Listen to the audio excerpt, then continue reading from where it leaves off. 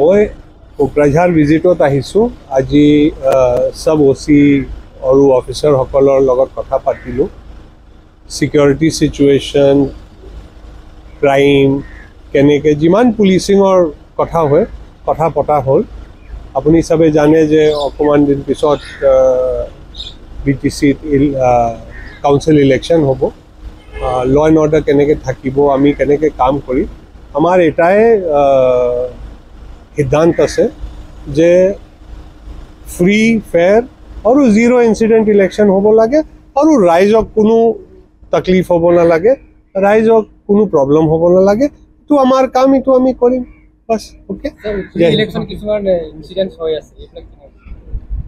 যিটো হ'ব কোনো ইনচিডেণ্ট হ'লে এজ পাৰ ল আমাৰ মানুহ একশ্যন ল'ব। কেতিয়াবা কেতিয়াবা ইয়াং বয়জ অকণমান উত্তেজিত হৈ যায়, বাট তেনেকুৱাটো কোনো ডাঙৰ ঘটনা হোৱা নাই আৰু আমাৰ পুলিচ হ'বই নিদিব। ষ্টেটৰ এডমিনিষ্ট্ৰেশ্যন আমাৰ মাননীয় মুখ্যমন্ত্ৰী সাহেবৰ আণ্ডাৰ এটা চিম্পল কথা আছে, যিটো আমাৰ ডাইৰেকশ্যন আছে যে জিৰ' ইনচিডেণ্ট আৰু আমাক ল এণ্ড অৰ্ডাৰ মেইনটেইন কৰিব লাগে, আৰুতো একো নাই। জয় হিন্দ, জয় আই অসম।